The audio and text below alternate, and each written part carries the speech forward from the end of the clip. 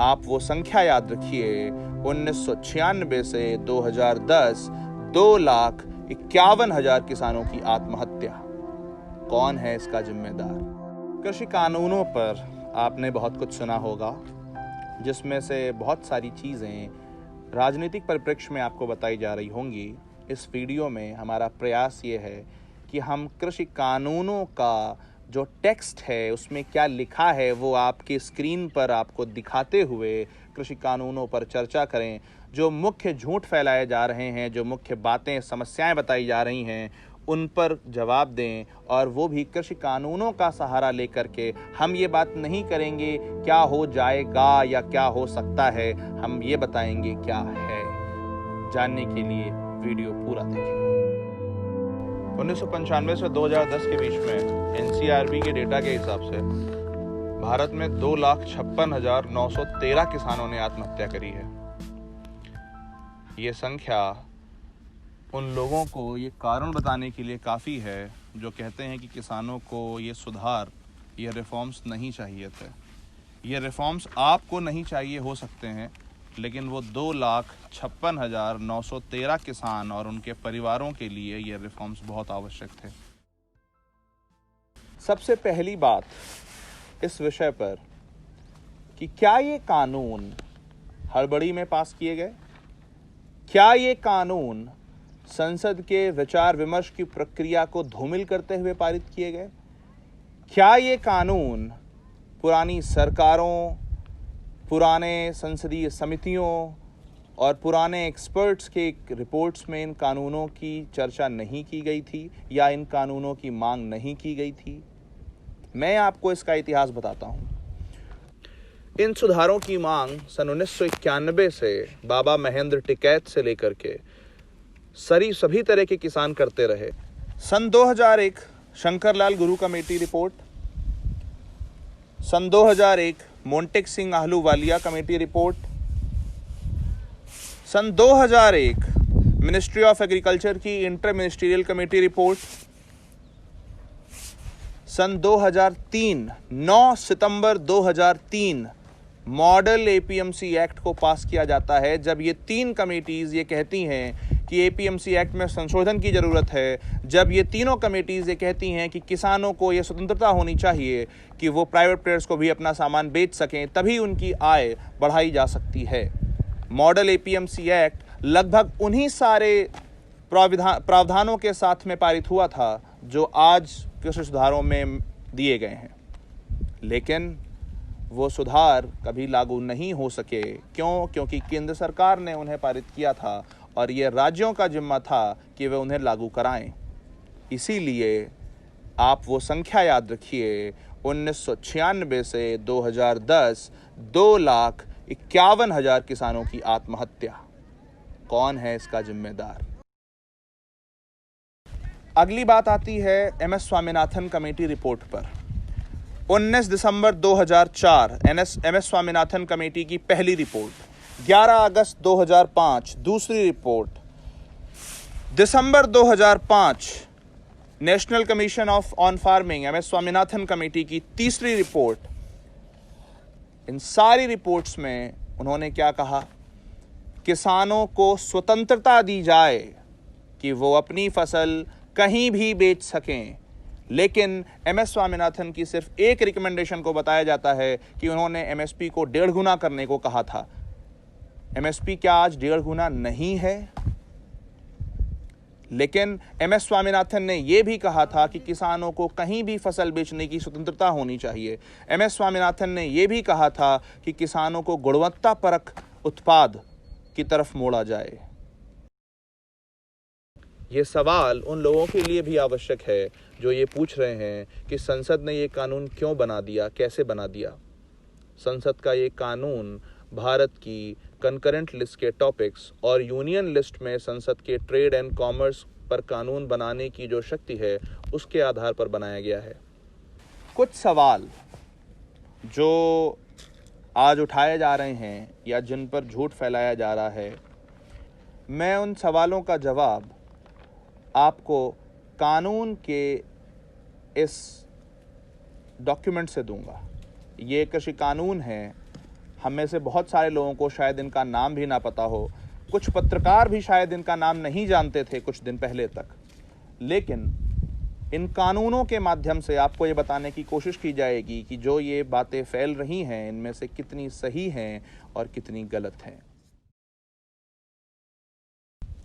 पहला सवाल जो एक बताया जा रहा है वो ये कि अंबानी और अडानी ज़मीन ले लेंगे। मैं आपको बताना चाहता हूं कि इन कानूनों में जो प्रावधान नंबर 8 है वो 8वां प्रावधान क्या कहता है कि यदि आप किसी से कृषि करार कर रहे हैं, यदि आप किसी से कॉन्ट्रैक्ट कर रहे हैं, तो उस कॉन्ट्रैक्ट में, और मैं ये भाषा पढ़ रहा हूं, कृषक की भूमि या परिसर का कोई अंतरण नहीं होगा। यानी कि ये कहता है कि अगर आप किसी से कॉन्ट्रैक्ट कर रहे हैं तो उस कॉन्ट्रैक्ट में आप उसकी ज़मीन नहीं ले सकते। और तो और आगे ये क्या कह रहा है कि यदि किसी कंपनी ने कृषक की भूमि या परिसर पर कोई भी स्थायी ढांचा खड़ा किया है तो वो स्थायी ढांचे का स्वामित्व भी किसान का होगा अगर आप करार का समय खत्म होने के बाद उस ढांचे को वहां से नहीं हटाते हैं। तो प्रावधान नंबर 8 ये बात करता है कृषि कानून का। और कौन से कृषि कानून का? पहला कृषि कानून जिसका क्रमांक नंबर 112C, सशक्तिकरण और संरक्षण कृषक कीमत आश्वासन और कृषि सेवा पर करार 2020। इसके अलावा इसी कानून का प्रावधान नंबर 15 क्या कहता है, मैं आपको पढ़ करके सुना देता हूं। प्रावधान नंबर 15 क्या कहता है? इस कानून में किसी बात के होते हुए भी पारित कोई आदेश के अनुसरण में किसी रकम की वसूली के लिए कृषक की कृषि भूमि के विरुद्ध कोई कार्रवाई शुरू नहीं की जाएगी। यानी कि अगर एक कंपनी ने किसान को कुछ पैसे दिए और किसान ने उस पैसे से फसल नहीं की और वो पैसे अपने पास रख लिए, तो उस पैसे की वसूली के लिए आप किसान की ज़मीन के विरुद्ध कुछ नहीं कर सकते हैं। कानून की धारा नंबर 15 ऐसा कह रही है। एक छोटी सी चीज़ और, आपने सुना होगा कि हमारे यहाँ जो ज़मीन है वो बटाई पर दी जाती है। सबसे छोटा किसान जिसके पास खुद की ज़मीन नहीं है वो दूसरे की ज़मीन को बटाई पर लेकर के काम करना चाहता है। आप कह रहे हैं ये किसान विरोधी है। देखिए इसमें एक बटाई पर ज़मीन लेने वाले के लिए भी किस तरह का प्रावधान है। क्या कह रहा है कि अगर आपने किसी के साथ कोई करार किया है तो इस करार में उस जो काश्तकार है, जिस व्यक्ति ने आपकी ज़मीन बटाई ली है, उसके अधिकार में कोई कमी नहीं आनी चाहिए। यानी कि अगर आपने उसको एक समय के लिए, 1 साल के लिए ज़मीन बटाई दे दी है, उस बीच में आप किसी कंपनी से करार नहीं कर सकते जिससे कि वो छोटा किसान जिसने आपकी ज़मीन ली थी किराए पर और वो ये सोच रहा था कि इस साल मैं इसमें करूँगा, उसके अधिकार ना मारे जाएं। कानून की धारा नंबर 3 ऐसा कहती है। क्या आप इस बात से अवगत हैं? क्या आपको यह बताया गया कि यह कानून सबसे छोटे किसान की सुरक्षा की बात कर रहा है? कानून का प्रावधान नंबर 3 और क्या कहता है? कहता है कि करार करते समय हम क्या क्या करेंगे। कीमत पहले डिसाइड होगी, पहले से ही कीमत डिसाइड होगी। आज किसान के साथ सबसे बड़ी समस्या क्या है? एक साल वो आलू उगाता है, आलू की कीमत बहुत ज़्यादा हो जाती है, अगले साल कीमतें ज़्यादा देख करके बाकी सारे लोग आलू उगाते हैं। लेकिन जब सब लोग आलू उगा लेते हैं तो अगले साल आलू मंडी में जाती है तो आलू की कीमत गिर जाती है, किसान को उचित दाम नहीं मिलता। क्यों? क्योंकि पहले से इस बात का आश्वासन, इस बात की गारंटी, ये करार किसान के साथ नहीं है कि आलू आप उगाइए, हम आपको इतना दाम देंगे ही देंगे। ये करार क्या कहता है कि आपको पहले से आपकी कीमत डिसाइड हो जाएगी कि आप जो है आलू उगाइए, इस पर आपका इतने दाम में हम खरीदेंगे। पेप्सिको जैसी कंपनीज जो आलू की अलग अलग वैरायटीज चिप्सोना और लवकार खरीद रही हैं, किस तरह से उन किसानों की समृद्धि आ रही है। आलू का दाम गिर करके अगर 12 रुपए हो जाता है तब भी वो 25 रुपए किलो में आलू किसानों से खरीद रही हैं। क्या यह सोचने वाली बात नहीं है? दूसरी चीज जो एक फैलाई जा रही है वो क्या, कि अगर करार आपने किसान से किया और किसान से करार करने के बाद में आपका जो मूल्य है चीज़ों का वो अधिक हो गया, बाजार में जो है वो चीज़ें ज़्यादा हो गई, बाजार में चीज़ों का मूल्य ज़्यादा हो गया, उस स्थिति में क्या होगा, ये भी, इसका प्रावधान भी हमारा कानून करता है। और कानून क्या कहता है? कानून कहता है कि अगर ऐसी स्थिति में जहां पर आपका मूल्य जो है वो ज़्यादा हो जाए बाजार का और कॉन्ट्रैक्ट में आपने मूल्य कम दे रखा है, तो आप क्या करेंगे? एक न्यूनतम मूल्य देंगे और उस न्यूनतम मूल्य के ऊपर जो बाजार में दाम चल रहा होगा, जो एपीएमसी में चल रहा होगा, ध्यान रखिएगा इस कानून में यह बात लिखी हुई है कि जो दाम एपीएमसी में चल रहा होगा, और आपको बताया जाएगा कि एपीएमसी खत्म करने की साजिश हो रही है। इस कानून में लिखा हुआ है कि अगर न्यूनतम मूल्य आपको एक दिया जाएगा और उसके ऊपर जो भी दाम एपीएमसीज में चल रहा होगा उसके हिसाब से आपको उसके ऊपर भी दाम दिया जाएगा। तो जो सवाल है वो ये कि किसान खेत में वही उगाएगा जो कॉरपोरेट बोलेंगे। इसका पहला जवाब तो ये है कि किसान का जो कॉन्ट्रैक्ट होगा उसका न्यूनतम समय 6 महीने है। आप 6 महीने, अगर आप एक कंपनी के साथ में करार करते हैं, प्रावधान नंबर 3 एक्ट का, कि अगर आप एक कंपनी के साथ में करार करते हैं और करार करने के बाद में 6 महीने बाद आपको लगता है कि ये कंपनी आपके साथ गलत कर रही है, आप करार खत्म कर सकते हैं। नंबर 2, जब आप करार कर रहे हैं तो सबसे पहली चीज जो लिखी है वो ये कि करार करते समय हमें किन किन चीजों का ध्यान रखना है, कौन कौन सी चीजों पर आपस में उनकी सहमति होनी आवश्यक है। कीमत, क्वालिटी, किस तरह के स्टैंडर्ड्स आपको चाहिए, उसके अलावा वहाँ की जलवायु और जो कृषि वैज्ञानिक पद्धतियाँ हैं। यानी कि ये एक्ट किसान को वैल्यू प्रोडक्शन की तरफ ले जाने की भी बात करता है, किसान को ऑर्गेनिक प्रोडक्शन की तरफ ले जाने की भी बात करता है, किसान को less pesticide, less urea use करने की भी बात करता है, जिसका इम्पैक्ट अभी हमने पंजाब में देखा, फरीदकोट और मुक्तसर ज़िले में कैसा हो रहा है, मालवा रीजन में पंजाब के कैसा हो रहा है। तो जो ये सवाल है कि खेत में वही उगाना पड़ेगा जो कॉरपोरेट बोलेंगे, बिल का प्रावधान नंबर 3(2) इसका जवाब देता है। एक बात और ध्यान देने वाली है कि कानून की धारा 3 क्या कहती है कि किसान के खेत से प्राइवेट प्लेयर्स फसल को उठाएंगे। क्या ऐसी स्थिति में हम किसान का मंडी तक जाने का खर्च नहीं बचा रहे हैं? क्या उसकी लागत कम नहीं आ रही है? क्या उसका लाभ ज्यादा नहीं हो जाएगा, प्रॉफिट ज्यादा नहीं हो जाएगा? और जब सामान उनके खेत से खरीदा जाएगा तो क्या हम किसान को मंडी तक ले जाने में जो फसल का नुकसान होता था उसे भी कम नहीं कर रहे हैं? क्या किसान का फायदा इससे नहीं होगा? क्या दूसरी चीज, अगला सवाल ये पूछा जा रहा है कि सरकार सिर्फ फार्मर के बारे में नहीं सोच रही है और इससे मोनोपोली हो जाएगी क्योंकि वो सिर्फ कंपनीज के बारे में सोच रहे हैं। आपसे सवाल पहला तो ये है कि मोनोपोली का जो सवाल है उसका जवाब मैं दे चुका हूं, लेकिन सरकार सोच नहीं रही है किसानों के बारे में। एग्रीकल्चर इंफ्रास्ट्रक्चर फंड का नाम सुना है आपने? जो फार्म से फोर्क के इंफ्रास्ट्रक्चर की व्यवस्था करता है, वो एग्रीकल्चर इंफ्रास्ट्रक्चर फंड जो ये व्यवस्था करता है कि छोटे छोटे सीमांत मार्जिनल किसान अगर अपने आप को इकट्ठा करके एक फार्मर प्रोड्यूसर ऑर्गेनाइजेशन बनाते हैं तो उनको 1.5 से 2 करोड़ तक के बजट का प्रावधान है कि वो अपने लिए स्वयं एक वेयर हाउस बना सकते हैं। एग्रीकल्चर इंफ्रास्ट्रक्चर फंड के साथ साथ संपदा योजना जो गांव-गांव में, छोटे छोटे जिलों में ऐसे एग्रीकल्चर प्रोसेसिंग यूनिट्स लगाने की बात करती है जो अपने बगल के किसान से, उनके फार्म से ही सीधे कच्चा माल खरीद करके और उनको फूड प्रोसेसिंग में उपयोग कर सकते हैं। क्या इससे हमारी फूड प्रोसेसिंग इंडस्ट्री को बल नहीं मिलेगा? क्या इससे हमारी फूड प्रोसेसिंग इंडस्ट्री में जो बड़ी कंपनीज की मोनोपोली है वो चैलेंज नहीं होगी? क्या हर गांव, हर जिले, हर छोटे शहर में फूड प्रोसेसिंग उद्योग नहीं बढ़ेंगे? क्या किसान उनको सीधे बेच नहीं सकेगा? ये स्वतंत्रता किसान के लिए सिर्फ किसान की स्वतंत्रता नहीं है, ये छोटे उद्योगों की भी स्वतंत्रता है, उनका कच्चा माल की अवेलेबिलिटी की भी स्वतंत्रता है।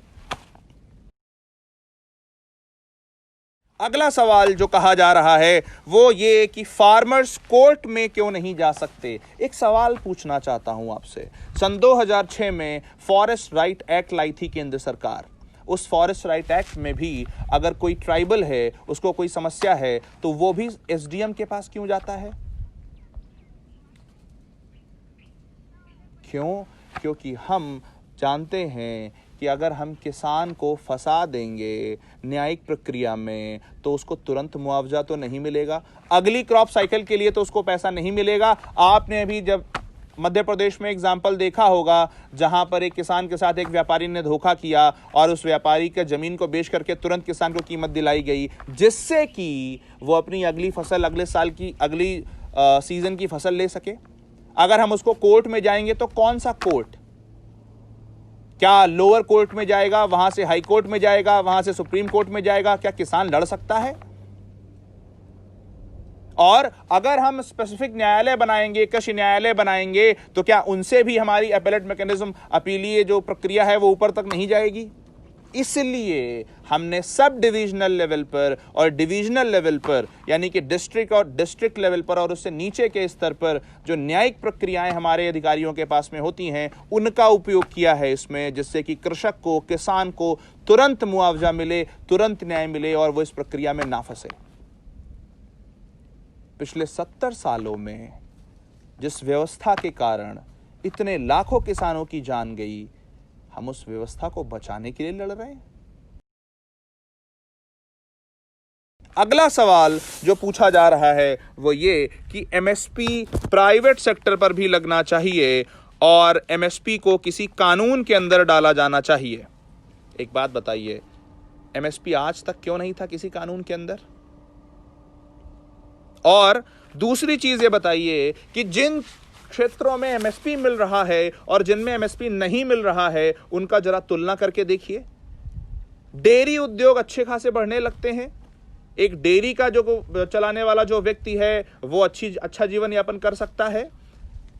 जो आपकी इस तरह की एग्जॉटिक वेजिटेबल्स हैं, सब्जियां हैं, ब्रोकली है, आपका जो शिमला मिर्च 10 तरह की आती हैं, इस तरह की सब्जियों को करने वाला किसान समृद्ध है। भारत भूषण त्यागी जैसा किसान ऑर्गेनिक फार्मिंग करके पद्मश्री ले लेता है 2 वर्ष पहले।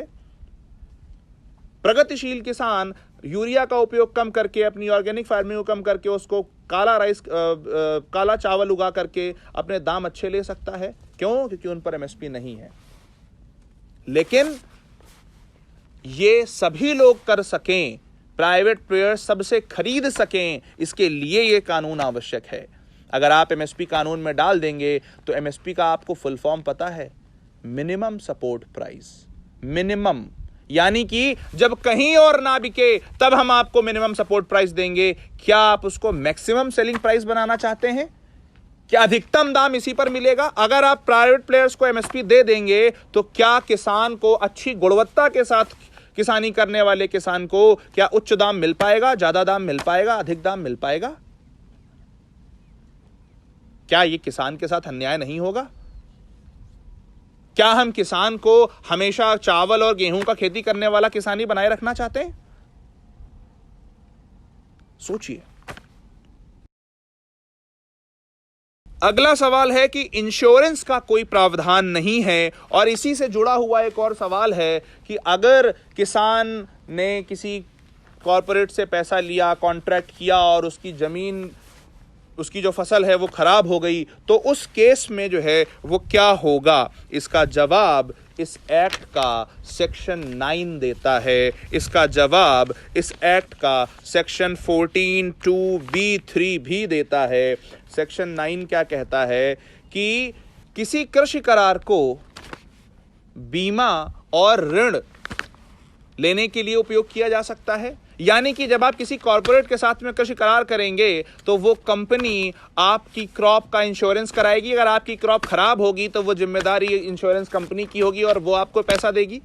और उस कृषि करार को अगर आपका उसमें यह है कि इस करार के बदले में आपको 1 लाख रुपए मिलना है, उस कृषि करार को आप बैंक में ले जा करके उसको गिरवी रख करके कोलेट्रल की तरह यूज करके आप उस पर लोन ले सकते हैं, ऋण ले सकते हैं। आपको इस तरह के साहूकारों से, आढ़तियों से लोन लेने की आवश्यकता नहीं है जो बदले में आपका अपमान भी करें और आपकी जमीन पर भी कब्जा करें।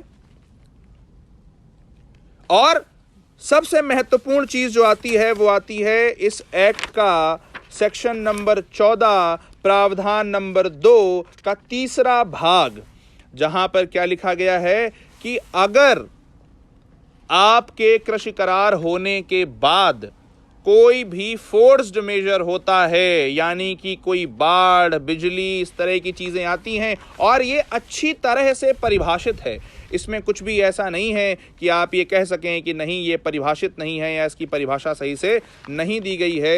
ये उचित तौर पर परिभाषित है, जिसमें एक्ट में कहा गया है वो दाम किसान को वापस नहीं करने पड़ेंगे। बिल के प्रावधान नंबर 14 सेक्शन 2 खंड 3 में इसका उल्लेख है।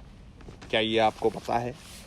फिर अगला सवाल जो पूछा जाता है वो ये कि प्राइवेट मंडियों पर टैक्स क्यों नहीं लग रहा है? प्राइवेट मंडियों पर टैक्स क्यों नहीं लग रहा है? एक बात बताइए, जब हम स्वतंत्रता दे रहे हैं, जब हम ये चाहते हैं 1992 में जब हमने अपनी इकोनॉमी को स्वतंत्र किया, तो क्या हमने ये कहा कि जो कंपनियां यहाँ बिजनेस करने आएंगी हम उन पर टैक्स लगाएंगे? तो वो क्यों आएंगी आपके यहाँ? जब हम ये चाहते हैं कि किसानों के पास ज़्यादा विकल्प हो, जब हम ये चाहते हैं कि ज़्यादा लोग किसानों तक पहुँचें, तो अगर हम उन पर टैक्स लगा देंगे तो क्या वो किसानों के पास आएंगी? क्या ज़्यादा लोग किसानों के पास खरीदने आएंगे? क्या किसानों के पास विकल्प ज़्यादा होंगे? क्या ये किसानों के साथ अन्याय नहीं है? आप ये कहते हैं कि एसेंशियल कमोडिटीज एक्ट को हटाने से होल्डिंग और ब्लैक मार्केटिंग बढ़ जाएगी। देखिए, इसमें मैं आपका बहुत ज़्यादा समय नहीं लूँगा, क्योंकि सबसे पहली चीज़ ये कि मोंटेक सिंह आहलूवालिया से लेकर के, गुरु कमेटी से लेकर के, MS स्वामीनाथन से लेकर के सभी ने ये कहा है कि एसेंशियल कमोडिटीज एक्ट की वजह से ब्लैक मार्केटिंग और होल्डिंग तो नहीं रुकती है, लेकिन किसान उसको होल्ड नहीं कर सकता। किसान को जब मन आए अपनी फसल को तब तक वो रख नहीं सकता, उसको निकालना पड़ता है। तो सभी ने कहा कि ये खत्म होना चाहिए, लेकिन ये संशोधन है ब्लैक आपके एसेंशियल कमोडिटीज एक्ट का। इस संशोधन में वो क्या कह रहे हैं कि अगर दाम दुगुने हो जाएं, जब तक दाम दुगुने ना हो जाएं किसी कमोडिटी के, तब तक आप किसी भी चीज को, जो कृषि उत्पाद है, उसको आप अपने पास रख सकते हैं।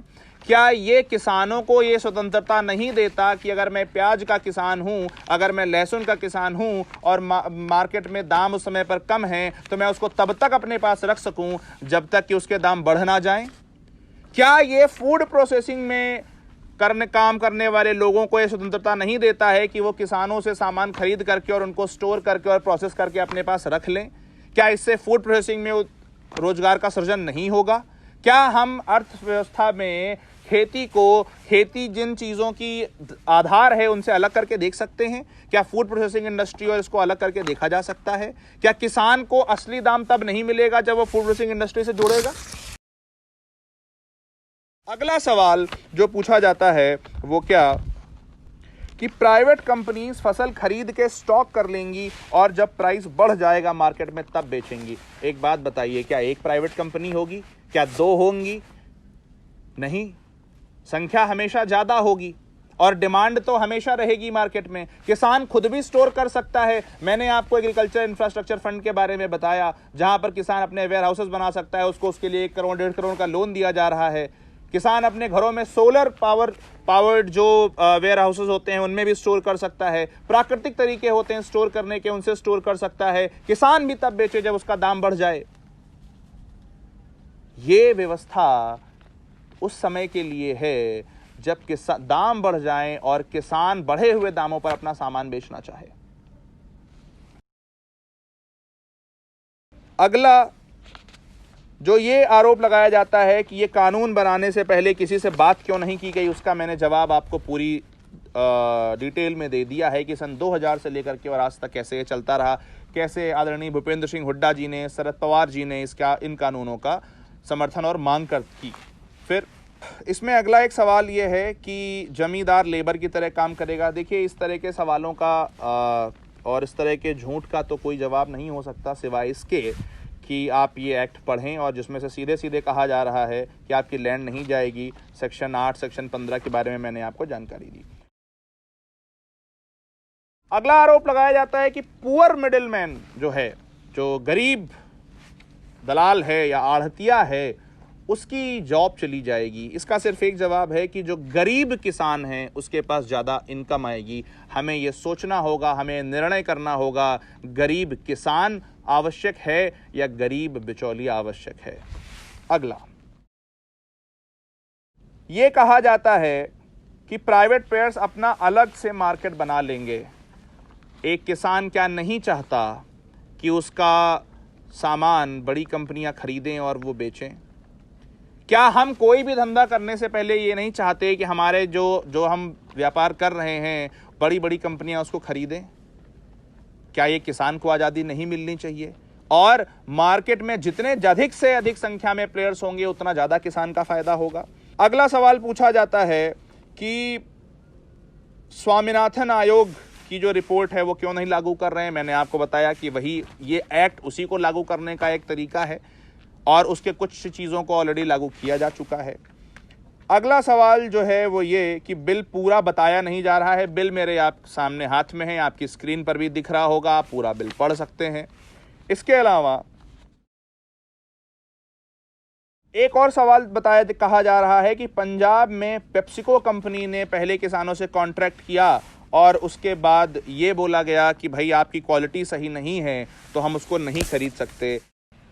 किसान की फसल की गुणवत्ता से संबंधित जो सवाल उठाए जा रहे हैं उनका जवाब भी कानून की धारा 4 का खंड 4 देता है, जो ये कहता है कि किसान और कंपनी के बीच जब करार होगा तो क्वालिटी से संबंधित सभी चीज़ें पहले ही करार में लिखी जाएंगी और खरीद के समय क्वालिटी चेक करने वाली कंपनियां किसान की फसल की गुणवत्ता की जांच करके तब वो खरीद को सुनिश्चित कराएंगी।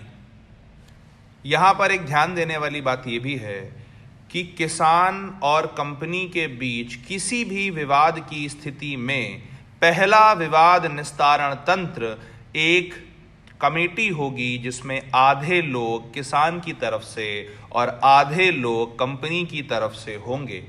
अगर उस कमेटी में समाधान नहीं निकलता है तब आप एसडीएम के पास जाएंगे। ऐसी स्थिति में ये सवाल पूछना आवश्यक है। ऐसी स्थिति में किसान अपनी तरफ से पढ़े लिखे व्यक्तियों को भी उस कमेटी में रखवा सकता है। किसी भी व्यापार को करते समय अगर आपकी क्वालिटी सही नहीं होती है तो आगे का खरीदार क्या वो सामान खरीदता है? हम क्या चाहते हैं कि हमारा किसान खराब क्वालिटी के लिए जाना जाए? हम क्या चाहते हैं कि जब हम शहरों में बैठ कर के सेफ फूड खाना चाहते हैं और हम अपने किसान को पेस्टिसाइड वाला या फर्टिलाइज़र वाला उत्पाद बनाने दें और उसके साथ में उसको खाने भी दें? आपको पता है ये जो किसान कर रहे हैं पेस्टिसाइड्स के साथ में उत्पादन, ये कहाँ जाता है? सार्वजनिक वितरण प्रणाली का नाम सुना है आपने? पब्लिक डिस्ट्रीब्यूशन सिस्टम, जिसमें गरीबों को सस्ते दामों में 1 रुपये, 2 रुपये, 3 रुपये के दाम पर गेहूं और चावल उपलब्ध कराया जाता है। ये उन्हें दिया जाता है।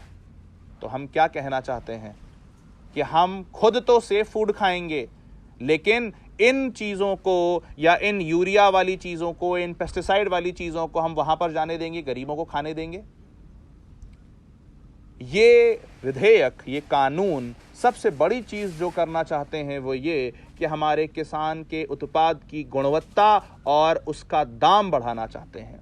और आपको जो चीज़ नहीं बताई जा रही है वो ये कि दूसरा कानून जो है वो सबसे बड़ी जिस चीज़ का प्रावधान करता है, जिसका नाम है कृषि उपज व्यापार और वाणिज्य विधेयक संवर्धन और सरलीकरण बिल नंबर 113C, जो कि ट्रेड के एग्रीकल्चर ट्रेड को इजी करने की बात करता है, वो क्या कहता है? सबसे इम्पॉर्टेंट चीज़ यहाँ पर है, वो ये कहता है कि ई कॉमर्स बनाए जाएंगे। सबसे बड़ी रिकमेंडेशन जो एमएस स्वामीनाथन साहब ने दी वो क्या, कि भारत में एक एग्रीकल्चर मार्केट होनी चाहिए। सरकार ने ई नैम से नेशनल एग्रीकल्चर मार्केट को जो ऑनलाइन करके सारी मंडियों को जोड़ने का जो काम किया जा रहा है, सरकार ने वो ऑलरेडी उस तरफ कदम बढ़ा दिया है। दूसरी चीज जो हम कहते हैं कि हम खुद तो ई कॉमर्स से खरीदना चाहते हैं, लेकिन किसान क्या ई कॉमर्स पर नहीं बेच सकता? ये बिल ई कॉमर्स बनाने की बात करता है, उन ई कॉमर्स को रेगुलेट करने की बात करता है। किसान अपने घर पर बैठ करके कहीं से भी वो सामान बेच सकता है, ये प्रावधान ये बिल करता है। इसके अलावा सबसे मुख्य चीज जो आप जानना चाहेंगे वो ये कि किसान को कैसे पता चलेगा कि क्या दाम चल रहा है बाजार में। उसके लिए भी बिल क्या प्रावधान करता है कि हम एक इंफॉर्मेशन सिस्टम बनाएंगे, एक MIS बनाएंगे, जिसका ब्लॉक में गांव-गांव पर प्रचार किया जाएगा, कॉमन सर्विस सेंटर्स में प्रचार किया जाएगा कि आपके किस मार्केट में किस फसल के क्या दाम हैं, जिसके आधार पर किसान ई कॉमर्स पर कहीं भी उसे बेच सकेगा। क्या ये प्रावधान के बारे में आपको बताया जा रहा है? ये निर्णय आप पर है कि आप किसान की स्वतंत्रता चाहते हैं या किसान के नाम पर राजनीति करने वालों की स्वतंत्रता चाहते हैं।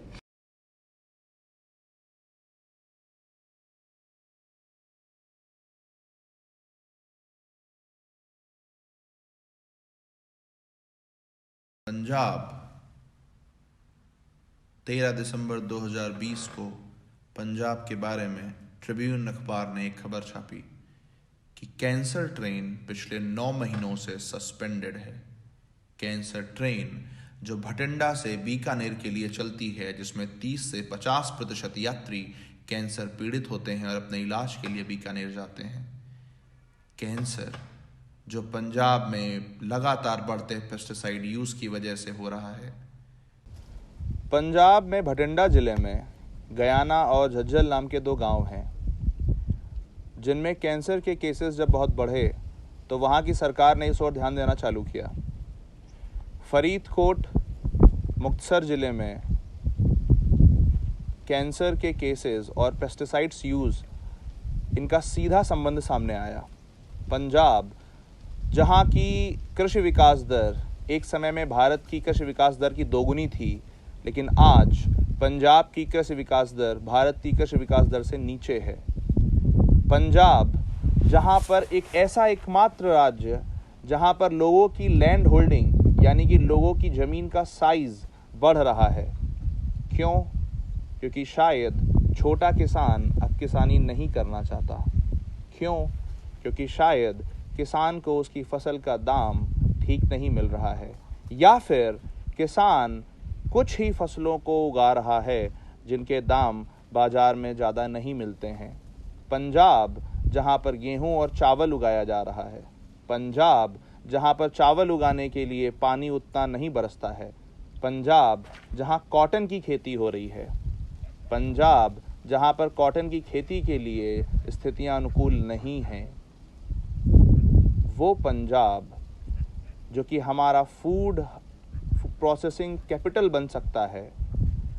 पंजाब जो इन रिफॉर्म्स के बाद में हमारे एम्प्लॉयमेंट जनरेशन और फूड प्रोसेसिंग का एक बहुत बड़ा लीडर बन सकता है, वो पंजाब आज गुमराह है।